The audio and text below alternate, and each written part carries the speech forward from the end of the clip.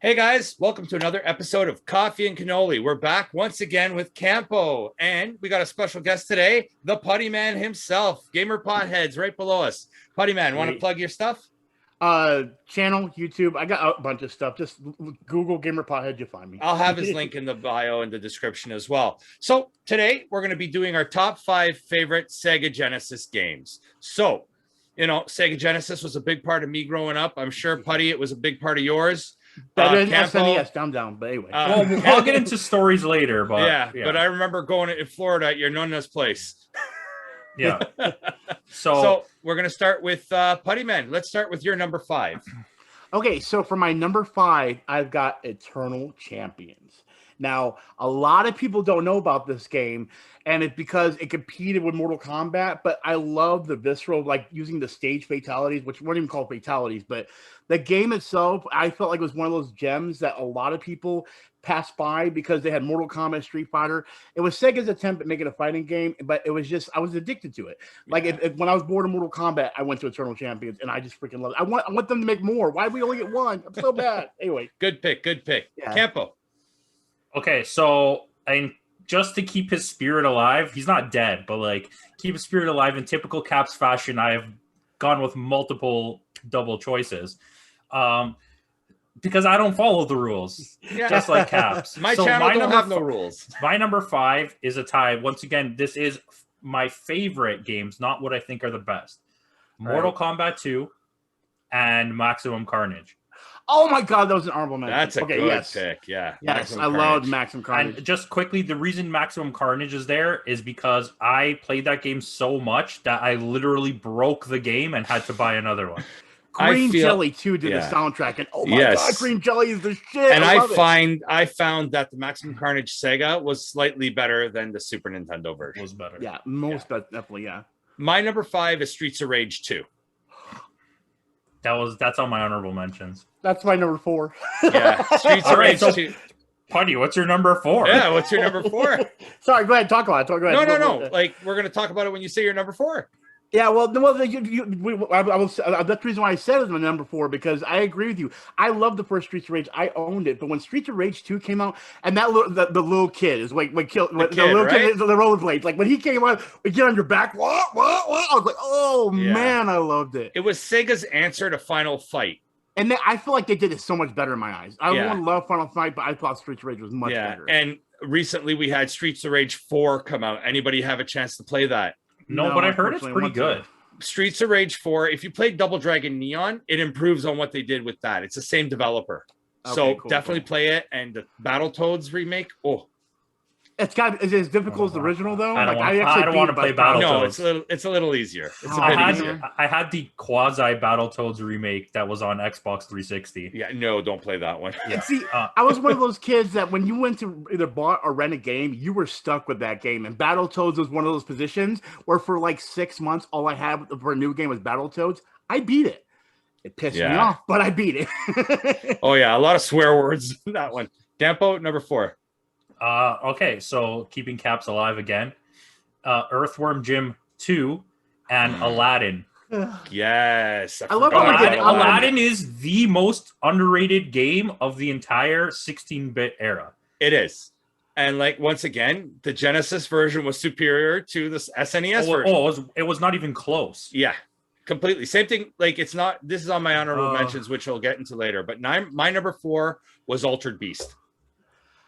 Oh yeah, that actually was my first Genesis game. So I actually got it with bundled in the Sega. Same thing with me. So with Altered Beast, I went with that because I was a huge arcade kid. I used to hang out in the arcades a lot, and many a quarter have I dropped into Altered Beast. When I found out it was coming to the home console, I begged for that Sega Genesis just to play Altered. Can you explain what an arcade is? There's a lot of people here watching. I don't know what arcade is. Kids, you know that 1-Up cabinet that they sell right now? That's an arcade cabinet. Yeah, but we used to go there, and what we would do is, and this is a thing a lot of kids even know, you would go in there, and if you wanted your turn, like in a fighting game, you put your quarter down on the next spot for the second place spot. It's basically like a Walmart electronics section, but with quarters. Instead of a demo station, they had, and it had the ashtray on the side. Yes. And the bars. Oh my God, yes. The Street Fighter machines at the place we used to go to had little inlet cutouts, so you could put your cigarette in it and hold it. And so we would be smoking and playing, and we'd put our cigarettes there. We'd have a sub on top of the thing too. Oh yeah, the sub, of course, yeah, or a beef patty. Yeah, exactly. Okay, anyways, continue. Yeah. Smoking's bad. Smoking, yeah, don't smoke, kids. Buddy, what number are you at? 3? Number three. Okay, we get everyone's 4 though? Oh, Yeah, we did. Yeah, I Okay, did my 4. okay. It was Altered Beast. okay, so for number 3 for me, it's Kid Chameleon. Now, I don't That's a know good if choice. anybody's ever played Good it. choice. But Kid Chameleon, what made it so great was just the switching the heads. Even sometimes I get mad where like I'd accidentally pick up a hat and go, no, I don't want that one. But it was still one of those games where you had to use different masks that would turn you into different characters. And you guys are familiar with this, but just to give the crowd that's watching. And then they would have special abilities. Like, you'd have one that had this head that can smash into any kind of a brick. I remember there was the kid on the skateboard. There was the guy with the mohawk that would drill through there's so many different characters that made that game so great. And it was one of those games that I felt like Sega deserved, because even for number 2, these are games that never got sequels. I felt we needed to have sequels and never happened.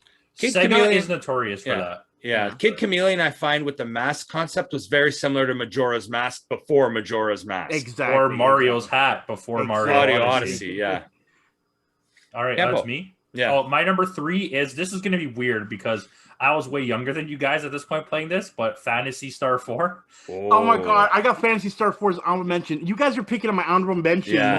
I'm probably the only kid that was like 7 years old playing Phantasy Star. Okay, I just want to point that out. That game, as it probably the greatest 16-bit JRPG after Final Fantasy 3 or 6, whatever you want to call it. 3-6. I call it 3-6. Yeah, Yeah, I don't mean to interrupt, but that was the one thing that was so crazy when it came to the whole Nintendo and Sega. Like, I owned both the Super Nintendo and Sega Genesis, and there was always that conflict of like Mario's better, and it was Mario's better, Sonic's better, and it was the same thing was like Phantasy Star, Final Fantasy. It was always that whole thing of like they had their genres that fit them. You know, they what I both mean? had fantasy in the title. Well, guess what episode's coming soon? Our favorite RPGs. JRPGs. We'll go with that. JRPGs from the 16-bit era. I'm down for that. Oh, Chrono Trigger. There's so many. Spoilers. You can literally divide that into so many things because you can go 16-bit era, 32-bit era. Like you can. Oh yeah, no one's like, these kids never experienced Legend of Dragoon. I'm not even gonna get into that. Legend of Dragoon. Hey, whose turn is it? Yours, Campo.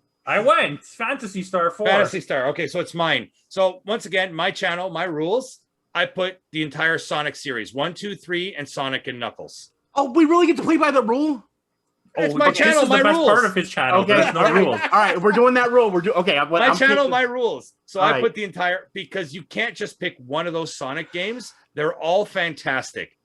So with Sonic 2, it was like before Mario, you had to choose either Mario or Luigi, and you can only play one at a time. With Sonic, you could play as Tails and 2 people simultaneously. Exactly. And then Sonic and Knuckles had that lock-on technology, which was first DLC content. DLC before DLC. Like to get the other half of the game, you'd have to buy a second game and put them together.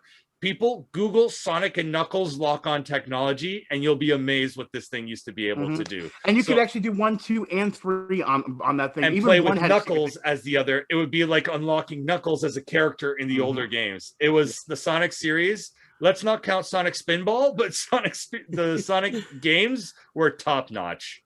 Sonic Spinball wasn't too bad, but I have one for you later. I'll talk about it later. But so who's number 2?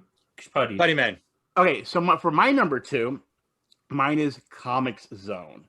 Now, Comic Zone was one of those games that... Hold on. Let's team up with this because my number 2 is also Comic Zone. No way, okay. really? Mine is not, so... Okay, so let's talk about it together. Yeah. Well, yeah, that's the thing. I was already in the comics by the time this game came out. So, of course, because that's the reason why Maximum Carnage appealed to me, because I was already reading the comic. But what's so great about Comic Zone is it did exactly what like even Deadpool does. It broke the fourth wall before even Deadpool was a big thing. So like you could literally like go across the panel. Yeah, they were literally breaking the panels. Exactly. It was so amazing. And I love how like even like falling through the panels would happen, or you'd have to explode through a panel, or there were so many. And I loved how not even in each level, each panel was like a different part of the stage that you would continue on. And you have to find out sometimes, how do I get through this panel? Oh, I got to go through another way. Okay. It was just the most epic Yeah. Anyway, John, I'll let you fill it in. I don't even need to talk about it. It's one of the most revolutionary games of that entire time. Its biggest downfall is that it came out right at the end of the life cycle of Sega Genesis, and nobody played it. Yeah. It was such an underrated title. I agree with that. Like, it was so, I remember the first time I played it, you literally had to drop for the panel underneath you to go back to the panel above you to continue in the story. Yeah. Like, it looked like a comic. The graphics were the best graphics maybe ever on the Sega Genesis. Yeah. Like, it pushed it all the way. What was it called? What's the chip called? I can't remember now. I can't remember the blast chip. processing chip. Blast processor. Power. Yes, blast processing. All right, right. So my number two was Phantasy Star 4. Okay, so I sunk over 200 hours into this game. Yeah, like I've done multiple playthroughs with different party characters. What I found innovative in that was you had the macro feature. So you would have this macro feature where you would just hit it, and your whole party would have a set amount of attacks before your enemy would attack. So on bosses and stuff like that, if you had a strategy, you use this macro feature and it would just auto attack instead of like individually taking turns. And it was just such an innovative game. And it's so not looked upon, like it's so disregarded because of the fact that it came out around the same time as Final Fantasy 3/6, that nobody paid attention to it. And I didn't have a Super Nintendo until later. So for me, that was what I sunk so much time into, is Phantasy Star 4. I totally agree. And they still expand upon it. Phantasy Star Online, things of that nature. That was one of those series that they actually did show a lot of love. Yeah, the love is still there for that series. Yeah. Puttyman, you're number one. Okay, so are we doing honorable mentions after one? We'll do honorable mentions after one. All right. So since we get to break the rules, and John already knows this, all right, I put down, since I thought it was gonna be single, is I put Sonic the Hedgehog 2. But time out there, Putty, because I also put Sonic the Hedgehog 2 as my number one game. Sonic in general. Okay, I'm gonna jump on this no matter what. I'm taking the reins of this. For people that know me, I literally have a whole box. Don't look for it. Just yeah, I'm not gonna go grab myself. I literally have a box that has like Sonic glasses. I have the Sonic Legos. I am so addicted to Sonic as my number one video game character of all time. I literally I will debate people on how much cooler Sonic was tomorrow, even though Sonic kind of fell short.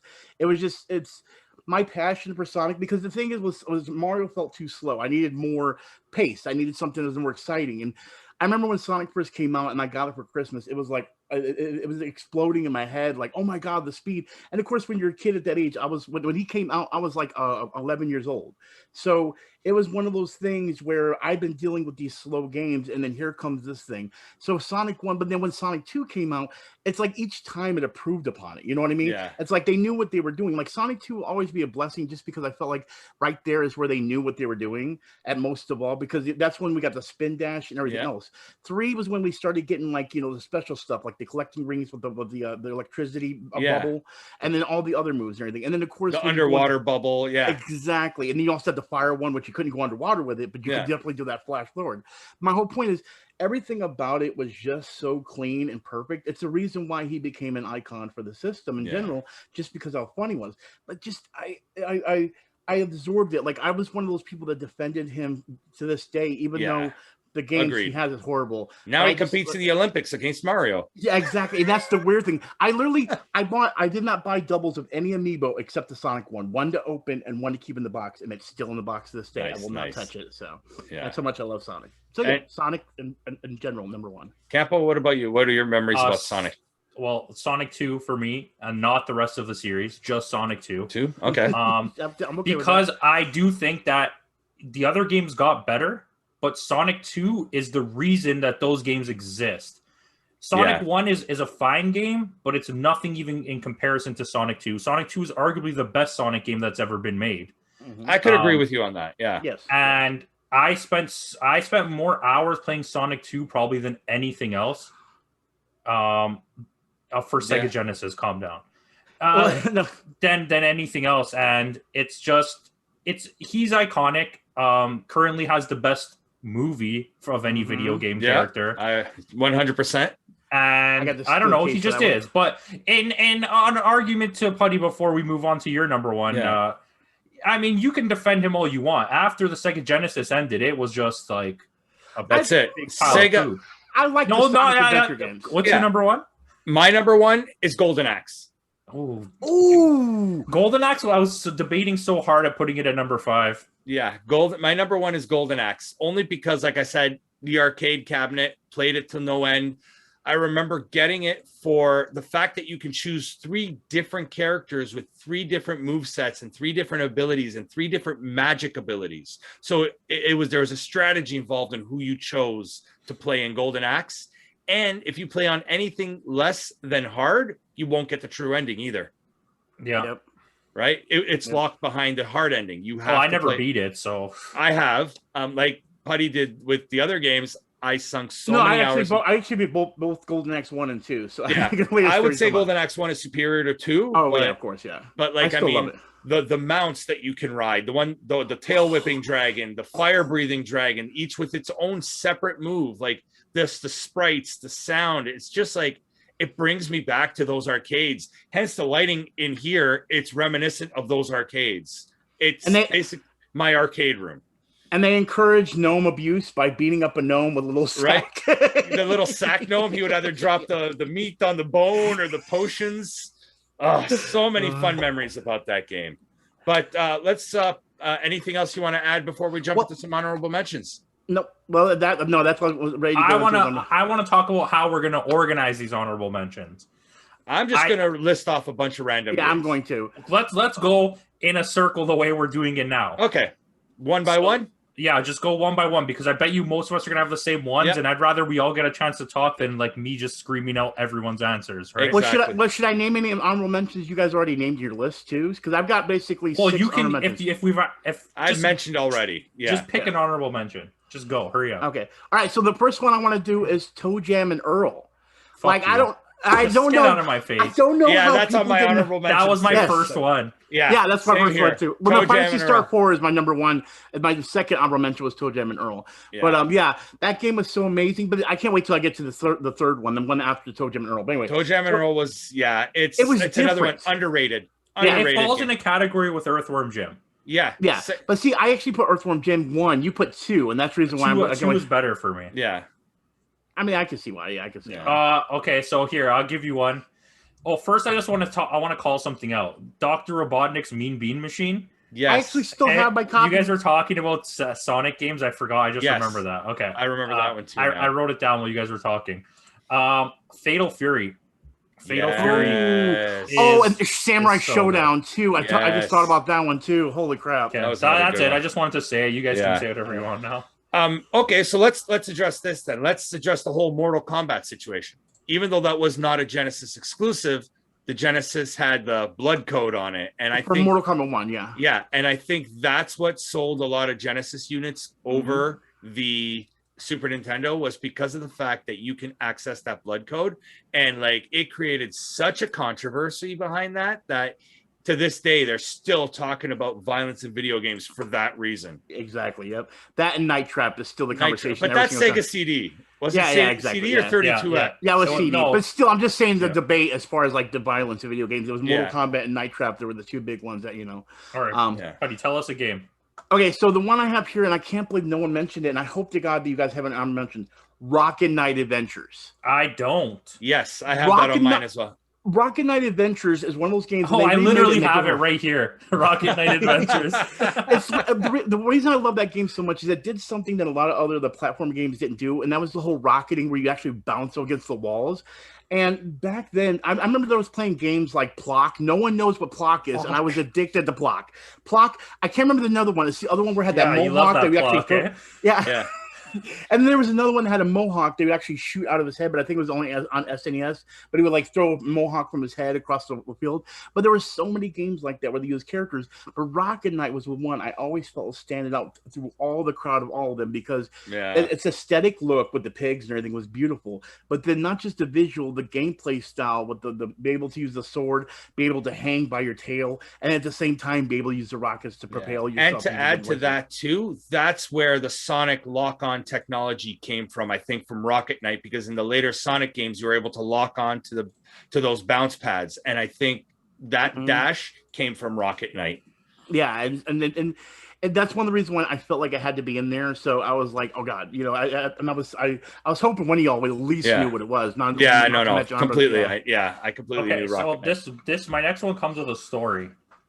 The first system I ever owned, okay, I guess if you count Game Boy, but the first system I ever owned was Sega Genesis. My dad had an NES, which I played, but my first system was Sega Genesis, and it came with 2 games. It came with Sonic 2, and it came with this game, which is like the Sega version of like mellow as crap, like Wave Race 64, which is Echo the Dolphin. Echo the Oh Dolphin. my god, yes. I remember that. And I, honestly, like when you look back at people's lists of like best Sega Genesis games, almost everyone has Echo the Dolphin on it. Yeah. And I don't remember it being that good, but like no, I don't either. Well, I don't like, have that same nostalgia for it. And it's just the first game I had, and I played it so much. I don't even know if I ever beat the first level. Okay? No, I know I beat it, but I know it frustrated me to haul heck because there were points where like you had to jump over like the rocks and everything to get to the other side of the water, and I would totally just be there for hours like, jump, you fucking dolphin. Like I couldn't get him to like jump right, or he like hit something and like it was just so horrible. And Also, then like the parts we had to push into like the sonar. Oh. Yeah. Oh my god. Shout out to Johnny Mnemonic and the Cyber Dolphin that's at the end of the movie. Johnny Mnemonic. I just watched it. I had to, For me, I want to add the X-Men and X-Men 2. Yeah. Yeah. For solely the reason of the Mojo level on the first X-Men game, where you literally had to press reset on the console in order to continue the game. Do you know how many times I rented that game? Like, I'm not even lying to you. And I played it because I loved it so much, but I would get to the end of that and didn't know that that's what I was supposed to do. You literally had to press, like, and there was no internet back then. Like, we're talking Thank God for Game almost Pro. 30 years ago, right? Like, yeah, but if you didn't know you had to buy the Game Pro to figure that out, you still. I had subscription. I had subscriptions to all that stuff. But yeah, that was so like innovative. Like it's just like it. How many people have not finished that game because they didn't realize you actually had to physically hit the And my reset button on my Genesis was broken, so I had to go with the inside of a pen to poke inside. Oh, it's like the little thing, eh? Yeah. So that's that. But those games and X-Men 2, was it the Phalanx? That one was like, it was so good. Like it gives you those games started with a cold open too, so they don't even get the title screen. You get right into the gameplay. I remember X-Men 2, I had to restart so many times because I didn't want to start with certain characters. I either wanted to start with Cyclops or Nightcrawler. Wait, you didn't have to reset it, right? There was Psylocke. I never chose Psylocke. Colossus. I never chose him. And Wolverine once in a while I would choose. I got to stop you. You do know you didn't have to reset to get your characters. There was actually a grid at the bottom that you couldn't see. You didn't realize the background of the grid was actually a level of a character select where you could just rotate your characters. Oh, Jesus. Literally, you know how you drop into that part and it's got all the platforms? Yeah. You go to the bottom and it looks like there's computers down there. Literally, all you do is click on that. X-Men 2, though. I think it was. Was that the one that had the platforms and then the computer at the bottom? The first level was Snow. Yeah, the first level was Snow. I know which one you're talking about. Yeah, that one you had to restart to choose your character. The other one is you start in like a computer. You're in like a... Yeah, the danger room. Yeah, you're in the danger room. But I remember the second level of X-Men 2, you literally had to go inside the Sentinel and destroy the Sentinel's brain. Listen, and as you're going, it's like the whole... And those two games had really good graphics. Yeah, especially the second one was really, they nailed really the good. Sprites. Like Wolverine looks so sick. And even Cyclops' I-beam, like the way he shoots his I-beam was fantastic. It was really stylized. Only thing I didn't like about the Wolverine situation, I remember as a kid getting really gripey about it, was that whenever you pulled the claws out, it actually like drained his health. I'm like, that's the opposite of Wolverine. You know what I mean? Like, why would you make it to where he would lose health because he has the claws out? You know what I mean? Don't question. It was such a good game. It was Sunsoft, I'm pretty sure. Don't question. But I will say this, though. We did a really good Batman Nintendo game. Right, but that's what I'm saying. See, that's what I'm saying though. That back in the day, I noticed that Marvel was pretty good about getting good ones, like Maximum Carnage and so on and so forth. They were pretty good about their games. It was just later down the road. Like it seemed like after the 16-bit generation, they went downhill. Okay, well, give us a game, Putty, you jerk. Well, all my other ones were stuff you guys named. I really just. All right, well, I got a lot here, so if you want to come to me. Keep going, I got I got the game that I rented more than any other game in the history of Sega Genesis, maybe in video games period, is Justice League Task Force. Yes, I remember playing that in Florida. I only rented it one time, but I did not play it that much, unfortunately. I don't know why I never stopped renting it. It's just a fighting game, and I just kept renting it. Like I used to go to Micro Power. Is that what it was called? Microplay. Yeah, on Dufferin, and I used to rent that game like religiously. Like the guy probably was like, "What's wrong with this kid? Just buy the damn game at this point." No, I'm not even joking either. A couple more for me. I'll give a couple right now. Vector Man, I have to add there. Yeah. I totally forgot about Vector Man. That was a later release for sure. 1 and 2 both. Yeah, Vector Man, and I think Campo would agree with this. NHL '94. Yeah, it was good. NHL '94 was one of mine. Let me delete that. I still have more. So yeah, that was a classic. Was NHL '94. Campo got a few more. Yeah, okay. I'll just list these off, and then if you want to talk about it after. So I have Castle of Illusion starring Mickey.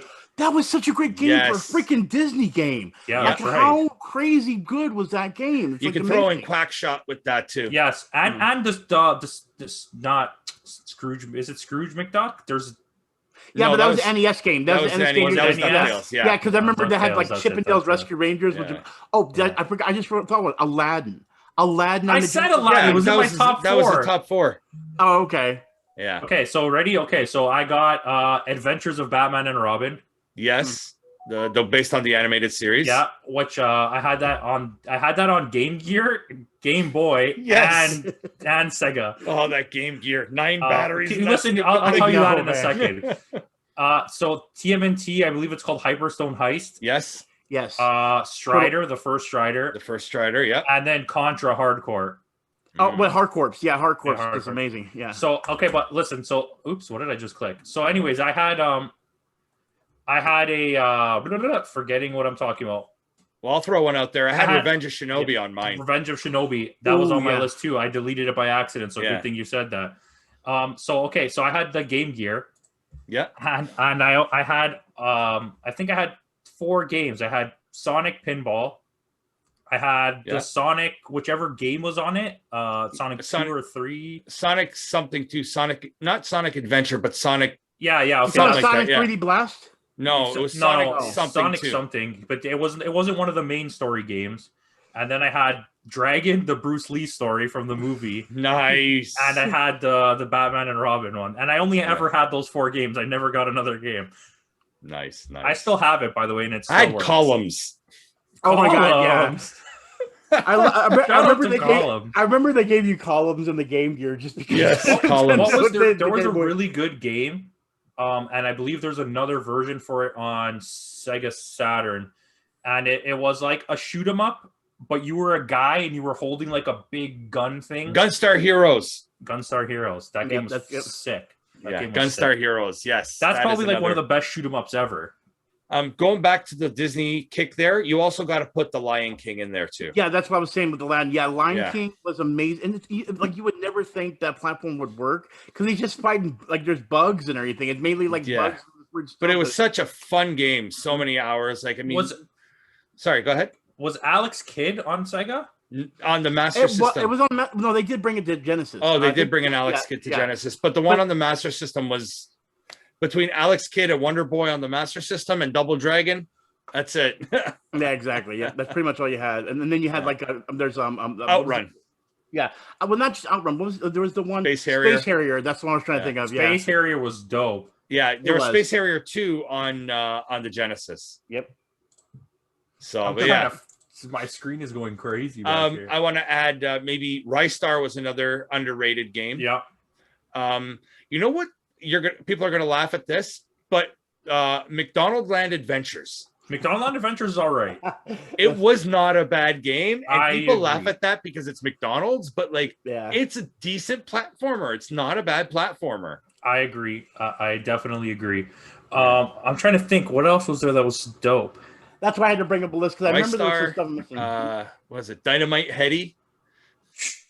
I remember him. Yep. It's here. That's a deep pull. Yeah, Dynamite Heady. It was similar to a game on the Master System called Psycho Fox. It played the same way.